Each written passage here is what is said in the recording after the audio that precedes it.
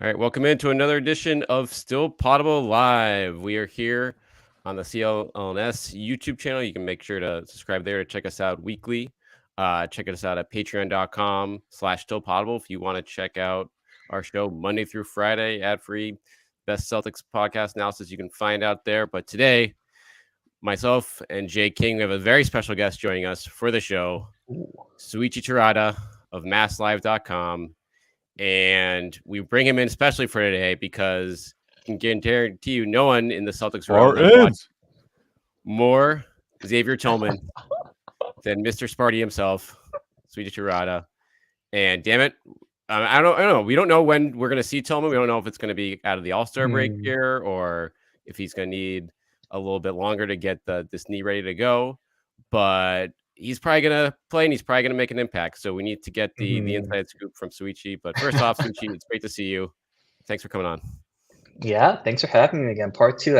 I better never leave that promo at the end. Whenever I see the little preview and I see my little face, I'm like, I better never leave that. I feel like I've earned it.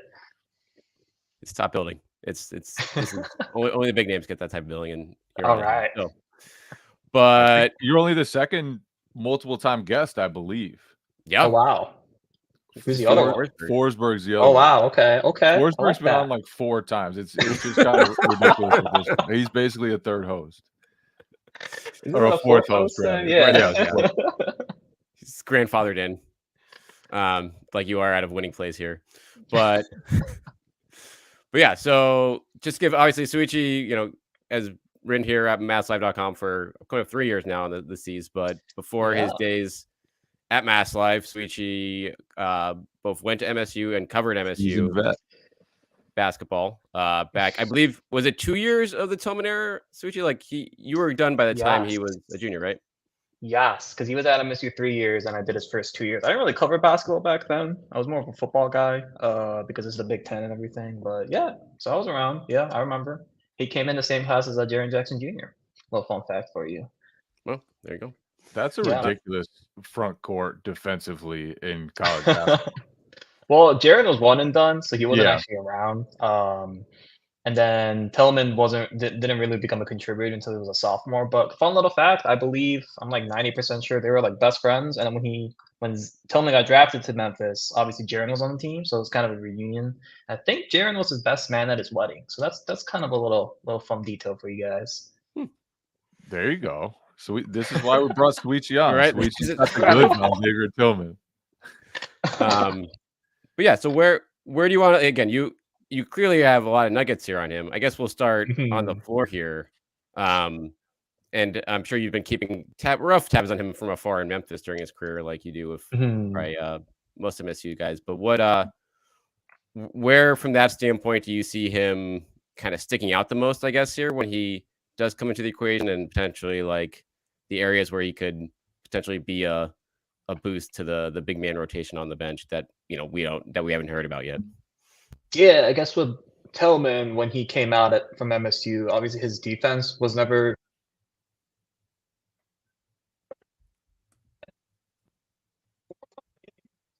Tillman was pretty much just stopping like these very quality Big Ten big men.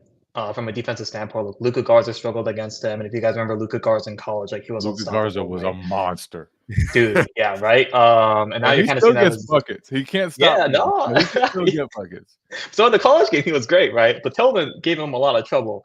And it wasn't just Garza. It was even like Lamar Stevens, who he obviously got traded for Penn State and everything like that. Like he was having this stretch, and like defensively, I never thought he was going to be a problem. But offensively, it was a little bit of a question mark. Like he was like, like he was fine for like a college big man, but I just didn't know how that would translate to the next level.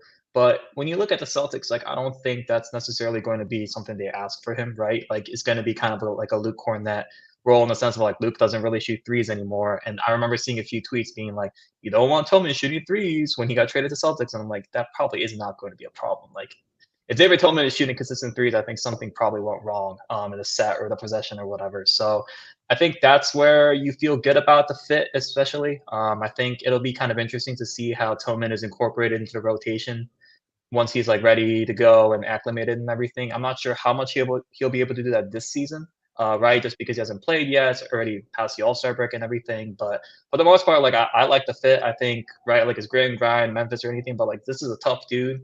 And I think one of the question marks going into the playoffs for me, with the previous roster, was just like, how is that big man rotation going to look, if Luke Cornett is not necessarily part of it, right? Just because we haven't seen that so much in the playoffs. But I think you look at a guy like Tillman, he's played in a number of playoff games with Memphis. Like he had that big game against the Lakers. I want to say it was like 22 and 13 in game 2 last year. Like you feel good about him. That's not necessarily being like he's going to give you something every playoff game, but like he's played in big games during his NBA career and during his time at Michigan State. So I think all of those things you feel good about going forward. Yeah, he's kind of playoff, like his defense is playoff proven too, Mm-hmm. which is important. You're not like bringing in Mike Muscala and wondering if he's going to be able to like contribute to your defense. I think Tillman is a guy that no matter what, he's going to be able to hold up physically. He's going to be able to switch. He's going to give you another option against the really great big men in the league, of which there are a few, but the guys that right now only Al Horford can handle. And then the other piece that I want you to touch on a little bit more, he just kind of seems like a great teammate and somebody who's all about winning. That's something that Brad brought up, and he kind of said it in the most coach way possible, which is that he said, I think he plays basketball for the right reasons. Which is such a Brad Stevens coach saying, but I do think it kind of encapsulates what Tillman's all about. He's not going to worry about anything except, am I making the team better right now? And so what did you learn about him? Wow, you said you didn't cover basketball much at that point, but while being around him when he was in college. Yeah, that's a good point. I think you can kind of see that. Like he's very soft spoken. I think during his first media availability, everyone was like, "Yo, we can't hear him," and I'm like, "Yeah, I kind of forgot about that. Honestly, I haven't heard him speak in a little bit." But yeah, in terms of like the teammate part, like I think the Celtics were very intentional with who they got in terms of like, right, like Tillman's going to be a free agent, but maybe it's one of those things where it's just like, okay, let's see how you play first, and etc. Go from there, but. The thing I remember from college about Tillman, and my timeline's gonna be messy, like I graduated 5 years ago now. But like I remember a big part of like kind of the narrative around kind of a humble brag there. How young you are. I'm not trying to do that, but that's okay. What was it good? Oh yeah, so a big part of his narrative was like I believe he had a kid when he was like still a teenager. So kind of like Jason in the sense of like, like a young father and everything. And not to compare the two or anything, but Xavier always kind of gave me this like old man, like mature vibe. I'm not sure if you guys have picked it up. I didn't know he had 3 kids. I think that's what he said at his first media deal with us.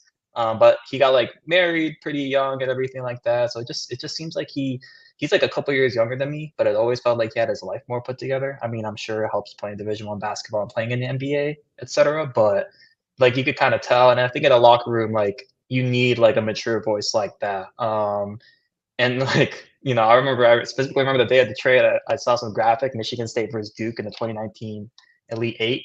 And I was like, man, it's been a long time since we've had, Michigan State has had like a good big man since Xavier Tillman. Then he got traded to the Celtics later that day. And I was like, damn, Brad is kind of toying with my heart right now. But that's the reason I bring that up is just like, I think he's going to fit in the locker room well. Like, he that was never an issue at MSU, but I think like that maturity never hurts. I think, especially when you're speaking about like a locker room that is a very volatile thing, right? Like, like we've seen, like with the Nuggets and like Bones Highland, like everyone's like, why is Bones Highland being like kind of like making headlines or like drama, and then they traded him away and everything. So like it's a very volatile thing, and I think he's been really good with the Clippers, though, hasn't been?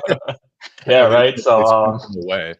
Since they banished him from their entire team prior to the All-Star break, which is a wild move. But yeah, and I think for the Celtics too, you talk about the locker room being a delicate. Because right, Celtics have a good thing going, and I don't think Xavier Tillman is necessarily going to mess that up. Yeah, and in their locker room, like it's been a totally no-nonsense locker room. If they brought in, like I know people were very high on Lonnie Walker, and a lot of Celtics fans were in my mentions about Lonnie Walker. And I'm not saying anything about Lonnie Walker as a person, he wants to go get buckets. He wants to do his own thing. He's not just like a totally selfless basketball player in the same way that Xavier Tillman is. And so I think it was important for Brad Stevens to not rock the boat and to bring in somebody who's going to be cool with kind of whatever happens. And that maturity, like has been a very mature team. Like this has been the most drama-free season I've ever covered by far, to the point where it's almost boring. Like, well, I remember 2 years ago, like I think it was after the Chicago game, since I'm in Chicago right now. Remember like 5 games in the season, like Marcus said what he said about Jason and Jalen. Like that was 2 years ago, 2 seasons ago, and like it's just crazy to me how different it is. And like I remember before I was on the beat, hearing all like the Kyrie headlines or like the Terry headlines and all that kind of stuff. Like it's I feel like, you know, I mean, Jason literally went on the record right earlier this season being like, you know, that expletive sucked, right? Right around that 20, what was that 2018-19, right? So I think maybe there were a little bit of growing lessons there. You can say shit, it's okay. Okay, that's good to know. I was gonna ask that, but yeah, he pretty much said this shit sucked, right? And like, I think Jason and Jalen kind of understood that, and they got, you know, they're gonna get their bags. Like they just want to go and win now, especially since they've been so close to it. Yeah, and those guys have kind of set the tone. Like I don't think they were ready for that earlier in their career. Like Tatum used to always bring up individual accolades. He would always say, like, "I want to be in the All-Star game. I want to do this, do that." And granted, he's reached a point where he's crossed off everything but MVP from that list. He's been 2-time first-team All-NBA. There's not much more for him to get. But the difference from him being focused on all that stuff to now him just being like, yeah, it's all about the team. And even the way that he calls out players after games, calls out teammates for praise them after games, that's different from when he was younger. And I think he and Jalen both, and Jalen too, we can put him in the same basket. Like he's kind of talked about how, you know, it's okay to him when he doesn't get the ball much, and it's okay to him when, you know, the Celtics are going away from him, because he just wants to play with everyone to play with the right intentions. And to me, their evolution and their maturity to get to the place where they are now is a major reason why everyone on the Celtics has taken on that identity. There are other guys on the team. Like I don't think it's ever in Derek White or Drew Holiday's nature to say anything wrong or do anything wrong. But like when your top 2 players are both making it very clear they don't care about that shit, then that stuff matters and that stuff resonates. And it's hard to be, you know, the 8th or 9th guy on that team and think about yourself when the guys in front of you are making it very clear that that's not what it's about to them. Yeah, right. The day Derek White rocks the boat is hell's gonna freeze over that. What if he just came in and just shitted on everyone? Like, Joe fucked that up last night, guys. Mr. White, Richard White's gonna be like, what the hell happened to my son? Right? He'll be taking him apart. And to just one thing, Jay, to go off your point that I've really been impressed by with Jalen this year is the defensive end of the court and taking oftentimes the best, you know, guarding the best player, like what he did against Luka and Dallas and all those things. Like I think that's one of those pieces of sacrifice where it's like, yeah, I may not be getting the ball as much, my counting stats are down, I'm taking fewer shots, etc., but I'm making an impact on the other end. And I think it seemed like that was very intentional, and it seems like, to me, it was very smart, just because you lose a guy like Marcus Smart. And sure, you added Drew Holiday and everything. Like, he was going to be part of the equation.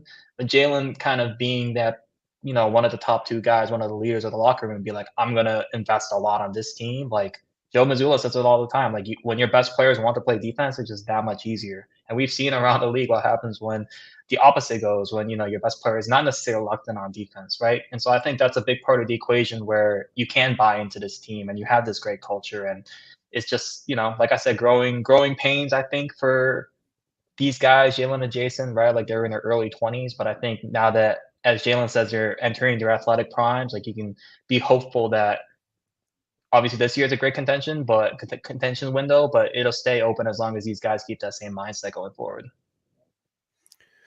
All right, let's we'll get back more to Tillman here, get back more into the Celtics second half with Jalen and Jason talk that Souichi just got into after we hear from our sponsor here, FanDuel. Get your buckets with your first bet at FanDuel, America's #1 sportsbook. Because right now, new customers get $150 in bonus bets with any winning $5 bet. That's $150 if your bet wins. Bet on all your favorite NBA players and teams, quick bets, live same-game parlays, exclusive props, and more. Just visit FanDuel.com/Boston and shoot your shot. FanDuel, official sportsbook partner of the NBA.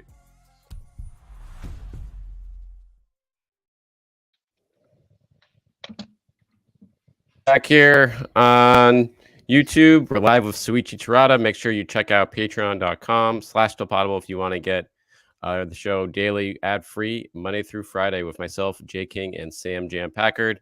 We're talking again, Souichi Terada here of MassLive.com about the Xavier Tillman era, which is yet to begin in with the Celtics here. Souichi's in Chicago, awaiting potentially. I guess the injury report will come out at some point today. We'll figure out what his status is. But yeah, as far as off-court stuff, behind-the-scenes stuff, you already talked about it a little bit with Tillman in terms of what, you know, like the maturity he already kind of has, already being a dad already when he was a kid in college.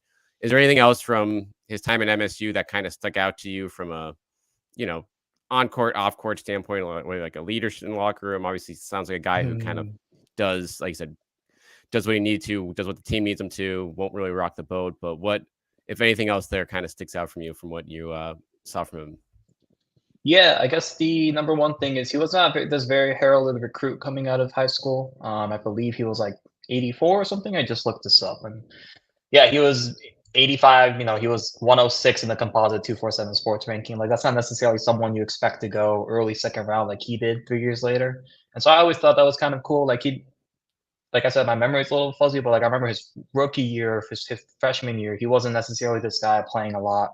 He had Jaren on the team. He had a lot of big men in front of him, so it was mostly a developmental year. But I was really impressed at the end of his sophomore season, which would have been 2019, when MSU made the Final Four. It kind of felt like Tillman unlocked a lot defensively for them. He was sixth man of the year in the Big Ten, but he basically what happened was a starter in front of him got hurt. He like broke his hand or something, and so Tillman was kind of pushed into a starting role, and MSU kind of got rolling. And like that's typical Izzo teams and everything, but like I thought what he did defensively and what the dirty work especially was like what really impressed me. Like he added more to his offensive game his junior year. He was more of a leader his junior year, but like the fact that he was able to kind of step in right later in his sophomore season and be like a starter on a Final Four team, like that to me impressed me so much just because he played sparingly as a freshman. So I think the developmental piece you feel good about, just like this kid who was not a top 100 recruit.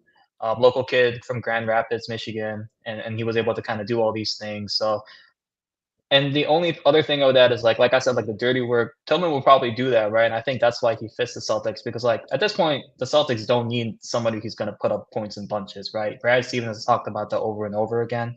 So to have a guy who's willing to sacrifice, who's willing to just go get that extra board, who's willing to take a difficult big man matchup and everything, and as you said, B-Rob, I think him being a little bit more of like a bruiser in comparison to like Al, I think really works out well. Just because like he's not necessarily like a big guy, he's only 6'7", listed as 6'7", so it's like I didn't realize he was that short. Honestly, I was looking at that when he got traded. I was like, oh, was he really?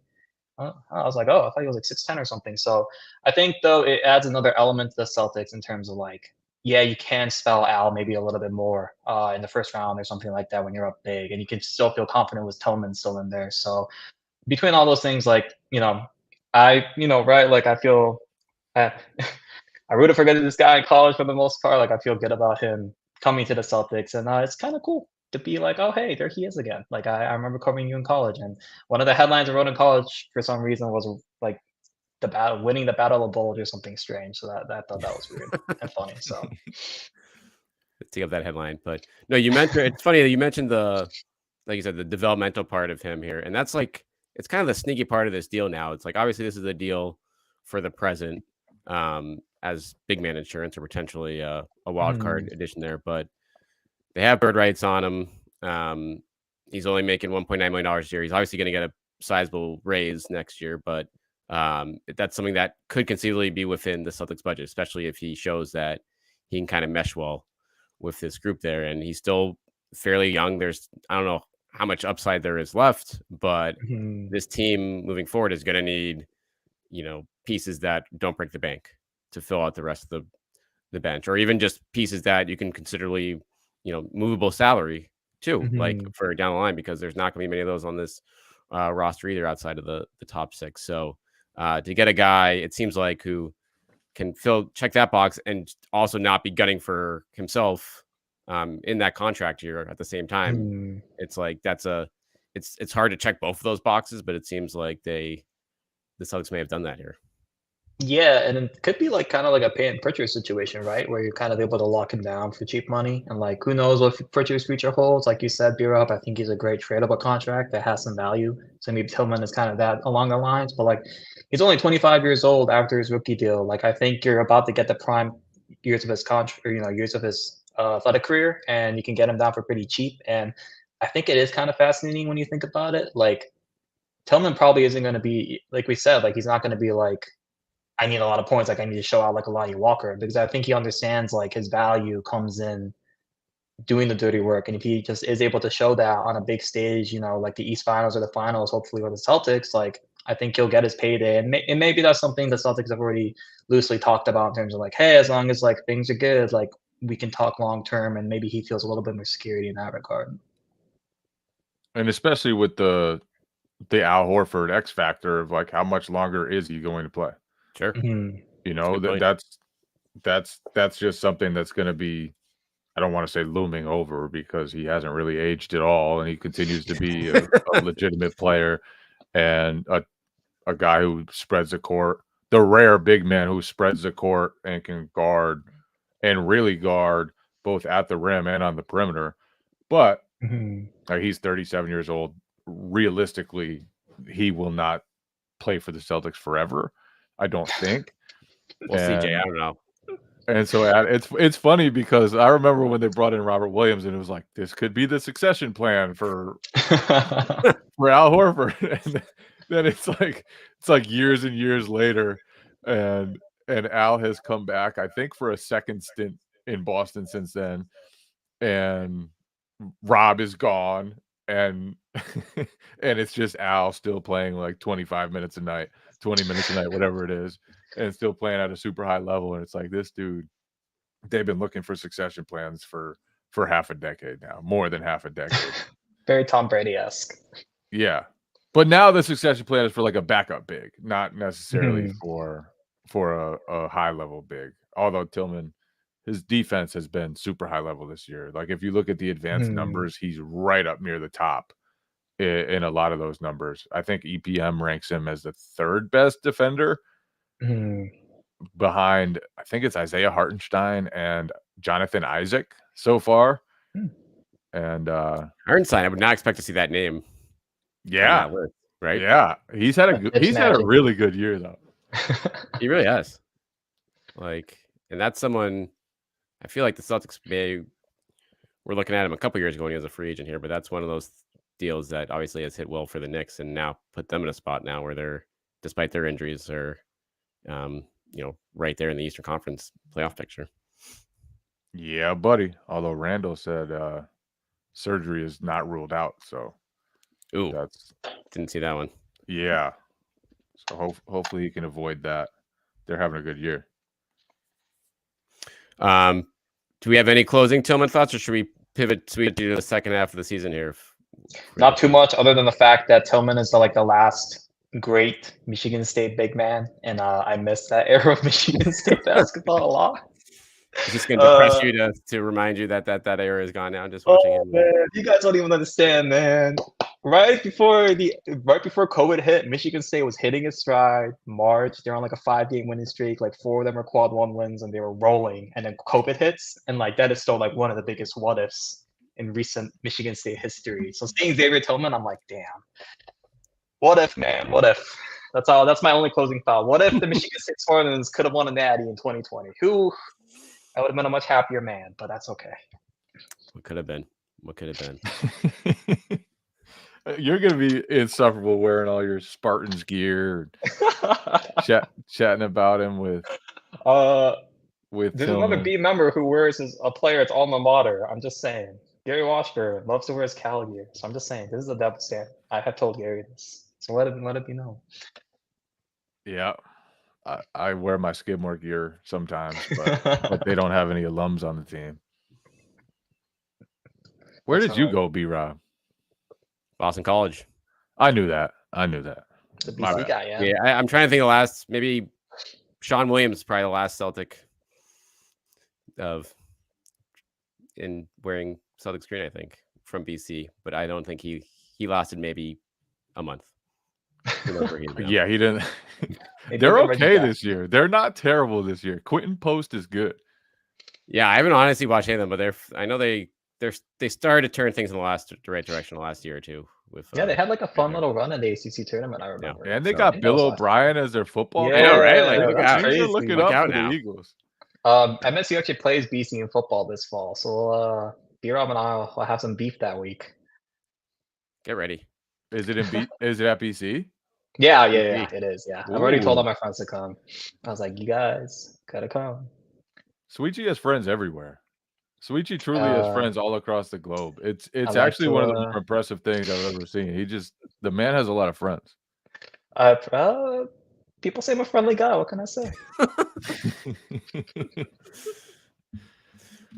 All right, you're out there in Chicago right now, Souichi. Mhm. 2-game road trip out of the gate here, and this is actually a sneaky, nice stretch out of the break here for the Celtics as far as like entertaining games go. We've got, the Bulls have been playing better lately. The Knicks will be shorthanded, but they're good there. And then a lot of fun. I mean, I think we got like the Warriors. I think the Mavs, Philly, Dallas, and then Warriors, a nice big Cleveland, Denver, Phoenix. yeah, like that's like a kind of bang 6-game stretch. yeah. So it's really like coming out of the gate here. The Celtics have a nice little cushion, we know, but they will be tested here out of the gate. What are you looking for here outside of just scouting Tillman closely? Out of the Watch this. no, not seriously. It's like what do you expect from from this? Jaden Springer? Whatever he plays, it's gonna have to be in the blowout probably initially. But yeah, in terms of the second half, I'm curious to see how quickly they lock up the number 1 seed. It could be with like 2 weeks left in the season, honestly. Like they're kind of lapping the field right now, right? What is it, 6.5 game lead, I think. So that's kind of what I'm looking for. I guess I am at this point in the season, like I am kind of looking for them to maybe lock in a little bit more with the playoffs so close. Like I think like they did a pretty good job going into the All-Star break in a 6-game winning streak, and you felt good about it. I think people like saw a few more losses and they were like, "What's going on here?" And I'm just like, this isn't like the 15-16 Warriors like 73-9. Like teams go through this. Like you're just gonna lose games, right? Like. The Denver game, I was like, that was a clutch game, and the process was okay, as Joe Mazzulla says. So I think I think I want to see a little bit more tinkering going into the playoffs. And to their credit, I think the last time I came on this, like you could kind of see Joe Mazzulla tinkering a little bit more with like the 2-1-2 zone and like these defensive schemes and like maybe a little bit more pressure, etc. Like I would like to see a little bit of that more for the Celtics, just because like I still think these are valuable reps.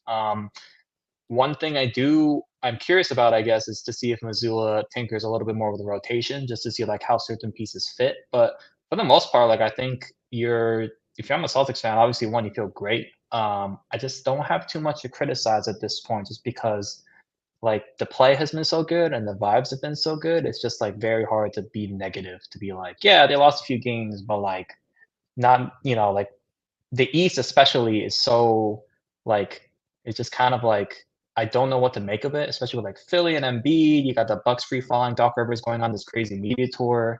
The Knicks with Randall, I'm not 100% sure. Cleveland, it sounds like Donovan Mitchell's going to leave once the contract is up, right? Like there's just a lot of question marks. It just feels like this is the Celtics year to at least to like get a relatively easy path, I guess, to the finals, just because, when they did make the finals in 2022, like it was a very hard road, but I think locking up the number 1 seed and actually like guaranteeing yourself like an easier path, I think matters, just because you can only win so many 7-game, 6-game series before it bites you, and we've seen that over the past couple of years. They do need to take care of business in the playoffs. Like they have played the longest series of all time. They are incapable, with the exception of the Brooklyn Nets series. I believe every other series they've played the last 2 years has gone 6 or 7 games. Most of them 7. Like they've just played an obscene amount of playoff games over the last 2 years. So yeah, take care of business. Make sure you close out series quicker. Make sure you don't drop games when you allow James Harden to hit a game winner when Joel Embiid is out. Make sure when you're up 10 in the fourth, you close it shit out. That's that they got to do that. And I do, to your point about kind of amping it up. To me, it was like they had to survive January and February. They had a ton of games in January. It was just kind of like, let's get through this, let's escape this, let's tread water, and they did that really well. I think they led the league in net rating over that time. We were very close to it. Maybe the Cavs did, but like they didn't play their best basketball for most of that stretch. So now lock in. If you could think back to last year, they came out of the All-Star break and sucked. They were just they were really bad. Their starters stopped playing defense for a while. They just kind of let go of some of their habits that they had earlier in the season. It was probably their worst stretch of basketball coming out of the All-Star break. So can you be mature enough to handle it differently this time? Can you be mature enough to start, like Souichi said, taking it up a notch and getting ready for the playoffs? And I think the schedule kind of helps in that regard, right? Like I remember before the Denver game, I asked Christoph, I was like, how do you guys combat with the dog days? He's like, yeah, there's a little bit of that, but like for this game, like this is a lot of fun, right? Like this is like these are the games you get up for. So I think having this little stretch, it's gonna be tough, and like you're gonna be on national TV a lot, which is I think a good thing for some guys, right? But I think that helps you lock in. And like you said, Jay, like I just don't think it's very sustainable by going 6 or 7 games. Like it's just like right, even like the 08 Celtics, they had, I think what was it, like a 6-7 game series in the first round, and then like 7 games again, and then 6, and then they beat the Lakers. It's just that's just a lot, and you're putting so much like not to say like unnecessary miles, but like you're putting a lot of just miles in your body. You can absolutely say that. You can say, and mental stress too. The mental stress of it has to be just as high as the physical. And like you got guys like Al Horford, like you don't want him right playing an extra 30 minutes in like a game 6 that you maybe didn't need if you beat Trae Young in game 5 on your home court. And then residual tiredness and all that kind of stuff. So I think the Celtics, what if I was a fan, like what I would really want to see is like get rid of this narrative about the Celtics playing down to their competition in the playoffs, just because like we've said, that's been an issue. And if you had to criticize something, it would be that. And then you put yourself in situations where you're sure it's game 7 at home against Miami, but then one Jason Tatum ankle injury, suddenly you lose, right? You can't lose your margin of error because you are afforded that as a number 1 seed in the East. But the more you kind of dick around, shit happens. Caleb Martin can go off. Like shit happens. You just got to make sure that even if Caleb Martin goes off, you have enough margin of error to get the job done. I love how you were saying expletive earlier. Now you're like dick around. Let him rip. That was quick learning by you. Thank you. Second time, I'm a vet now. By third time, I'll be saying some unhinged shit. To your point on like the playoffs, Souichi, like this, the positioning / standings watching is going to be pretty fun in the second half of the season here for not just for the Celtics, but like the rest of the East. Like everything is on the table as far as who from the play-in tournament to who falls to that 4-5 slot. It could be like a star-studded path to the second and third round for the Celtics, or it could be it could be Orlando, Indiana, and whoever else. They could realistically get like the Heat in round 1, the Bucks in round 2. Like that could actually happen. That could be their path. And like, or they could get Embiid back healthy after his knee issue in the first round. Like right now, the East is kind of just all over the place behind the Celtics, and especially with the Embiid injury, there's a chance they fall a lot. I don't know. That's probably preferable to what's happening in the West, though. I'm like a dogfight for the 1 seed.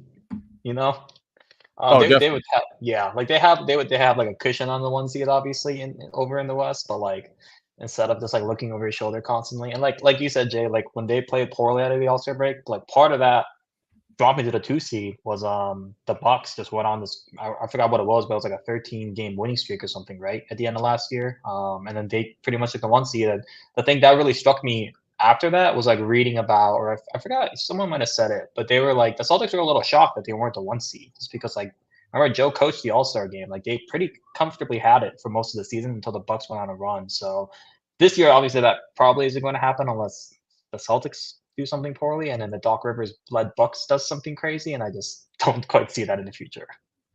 Who do you see, Souichi, even amidst this East mess, as like the top foe right now? Is it still the Bucks in your mind for the Celtics slides when push comes to shove? Is like, have the Cavs run here kind of done anything for you, or are you still kind of like waiting and seeing with that? I'm not sure. I think it has to be the Bucks, just because like the Cavs, like if you look at their schedule during their crazy run, it wasn't necessarily the hardest, the most difficult. So I'm a little bit skeptical on that. Like I'm a little bit skeptical about the Knicks. Like they need to get healthy, but I don't think Thibs can like do that, I guess, because of his coaching style. Like I just think that's Thibs' ball, like they're just gonna be a little bit banged up. Like I just don't trust the Sixers. I think it still has to be the Bucks, but that's not like a confident. It's the Milwaukee Bucks. It's more of a, you never know. Like Dame could go off for a series, right? Like Dame could average like 32 over a series, and you're kind of like, oh, holy shit! Where has this been all season? Like he's getting up there in age. So, but yeah, I would say the Bucks, followed by probably the Knicks and then the Cavs. But I'm not. The Heat still have to be mentioned too. The Heat, yeah, I guess the Heat so, will yeah. always have to be mentioned. Mm-hmm. I think I'm on board with the Knicks being the chief challenger right now. Ooh, okay. I think I am, and obviously like they have to get healthy. They have to have everybody available, but they're super deep. And then, to me, if I were coaching against this Celtics team, I would want to have a really big physical team that could try to wear on them and would have a lot of options to guard all their post ups and all their big wings, everything like that. And the Knicks are loaded with guys like that. They have Jalen 100%. Brunson, who can orchestrate everything, and then just a whole bunch of muscle around him, and veterans around him, and so I'm kind of on board with them being the second choice in the East right now, with the caveat that the Bucks could get it together, and then they'd be super dangerous, and the 76ers, if Embiid is right, will also have a say in that. I don't really believe in the Cavs yet. Yeah, I don't really. They've been amazing. Yeah, my thing with the Knicks and physicality, I guess this is the Knicks comment, it's more of a Celtics comment. Like I'm super curious to see what Kristaps looks like in the playoffs. Like remember during his opening press conference, I forgot who asked it, but it was basically like, "Are you sure you're gonna perform in the playoffs?" And he was like, "I'm not sure." And like, I'm not sure he is, and like he was very honest about it. And like if he's gonna be honest about it, like in a while. You know what I mean? Like he doesn't have nearly as much playoff experience, obviously, as the Celtics core. So I'm just like super curious about that, just because like obviously Kristaps Porzingis post-ups have been pretty much a Celtics like hack this season. What is that going to look like in the playoffs when it's gonna just they're gonna try to wear him down? I feel like if I was a playoff opponent, game planning for the Celtics, like that would probably be near the top of my list. Like how much can I wear down Kristaps Porzingis over a 6 or 7 game series? And if he's already worn, if it's the East Finals and Kristaps is already worn down from 2 very physical playoff series, like that's where I have like I guess kind of a question mark or a curiosity point at this point, just because he's been awesome during the regular season, but like obviously the playoffs are a different animal, and the reffing, officials change everything. So that's I told a few friends, and I'm like, how's Kristaps gonna look? We'll see. Like I'm super curious about that. Yeah, it's definitely a situation with him where the Celtics should have enough around him where that's, even if he has to ease his way in terms of like figuring out what he can and can't do in the playoffs, like they have things safeguarding it. But you're right, like just given his impact against teams like that, against a team like Miami, for instance, it's like he is kind of the focal point in terms of what's changed for the Celtics this year against teams like that, and how to combat Tatum and Brown over the years. It's like, all right, if Porzingis is hitting those threes or just feasting on post ups at the free throw line, then you really don't have a defense against this team. But if he starts getting hesitant into those spots or struggles more defensively than we've seen during the regular season on the perimeter, that's when you're like, okay, this is where things could get at least a little more dicey from where the Celtics are through 55 games here. But I think it's a good point by you, Souichi. Well done, Souichi. I appreciate it. Now I know why I'm a repeat guest. This is true. You got anything else from Jay? I got nothing. We need some games, damn it. We need games. I know. Yeah, It's dude. tough to have a daily show Without anything to talk about. it really is. But they're going to be coming fast and furious here. We could just yell about Doc Rivers like everyone else seems to do. Yeah, what's your Doc Rivers take, Souichi?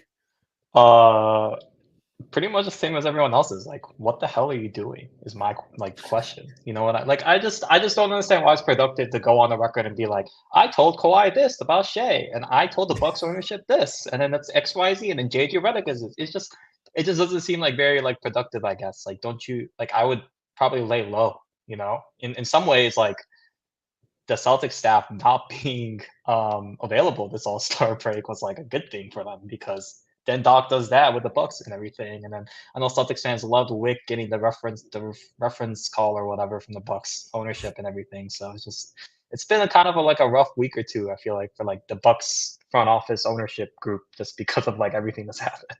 It just seems like he's so intent on shaping the narrative the way that he wants it that he's turned it entirely against him. If he had just laid low and not said all this stuff, people would say, yeah, it was a tough job. They don't have a lot of defensive personnel. They clearly like have some stuff to figure out over there. Yeah, it's going to be tough to lead that team to a championship, even though when Giannis is around and he's in his prime, that's going to be the expectation. But instead, he's just come up with excuse after excuse. And JJ Redick is right. JJ Redick is 100% right. That dude does not ever seem to hold himself accountable. You can look at the clip of him when he started talking about all his 3-1 blown leads, and he's like, go look at the Magic roster, just throwing his entire team under the bus from like 2000. Like poor Darryl Armstrong and I think Ben Wallace is on that team. Who else is on that team? Just a random collection of guys. But still, it's like, look at yourself sometime. I can remember the Game 7 press conference before Game 7 against the Celtics this past year. Yeah. It was, they came out with the report that the Sixers had gone like more bad calls had gone against the Sixers in Game 6. So the first question was Doc being like, oh yeah, it's really disappointing that so many bad calls went against us in the last game. Excuse. Later on, he's talking about it. And he brings up how their shot quality was better than the Celtics, and then said in Game 6, and then said no comments. Like, you fucking lost Game 6. You scored like 2 points over the last 4 minutes of that game. Joel Embiid, I don't think he really touched it during that stretch. Jason Tatum, who was bad for the first 44 minutes, totally dominated the end of that stretch. This is reality, Doc. Like, just, and he was talking about that stuff before Game 7. It was almost as if to set himself up. Like, if we lose, actually, it wasn't my fault. Actually, it was the ref's fault in Game 6. It was shot quality, shot luck. It's like, just take it on the chest, Doc. For once, take it on the chest. Stand up. And it's not happening. Austin Rivers saying he's the only one held accountable. Because he gets fired? That's fine. Someone else is holding him. Hold yourself accountable. You've thrown Ben Simmons under the bus. You've thrown your entire Magic team under the bus. You have gone out. And there are people, especially in Boston, who really love Doc Rivers. And I think he was the right coach for that 2008 team. I think lately there have been a lot of excuses. But that's perhaps my whole decade's worth. I came from the soul. I'm like impressed. He was ready for that. You were like, oh man, he's been stewing on this take. I went back today and listened to his press conference from before Game 7. Wow. Because I didn't have a transcript of it, and I wanted to remember exactly what he said. And sure enough, like, first question was about the calls from Game 6, and he was open about it. He was not like, we're focused on Game 7. That shit doesn't matter anymore. We fucking lost that game. It truly doesn't matter. He went on a long talk about it, then later brought up the shot quality on his own. It's like, Doc, get your team ready, get your team resilient. He's trying to save his job. It's pretty shameless. Didn't work. Didn't work. Probably should have won. Yeah. Probably should have won Game 6, honestly. Yeah. No, definitely should have won Game 6. They had better shot quality per Doc Rivers. But this is why we need Celtics Bucks to play each other this postseason for the Doc. For the content, yeah, like right. The Doc content. In terms of I mean, you can go Heat, Bucks, Knicks or something crazy, and then Celtics fans will be swimming in the content at least. Adrian would Griffin be- TikTok that is a would be nice crazy. content upgrade for us. Huge content upgrade. Huge. All right. Well, that will put a bow on this one. We'll be back with more Doc Hawk takes tomorrow. And maybe some Celtics Bulls recap. Thanks to Souichi Terada for joining us here. Make sure you're following him on Twitter at Souichi Terada, SOUICHI TERADA. If you aren't already, you should be one of the best on the beat. Thanks again for CLNS for hosting us here. Thanks to FanDuel for our sponsor for this show. And we'll be back with you guys live after the Celtics return to action against the Bulls on Thursday night. Again, thank for Jay King, for Sam J. Packard, for myself, Brian Robb. Thanks for listening to Still Poddable, and we will talk to you guys after Thursday night. Yeah, buddy.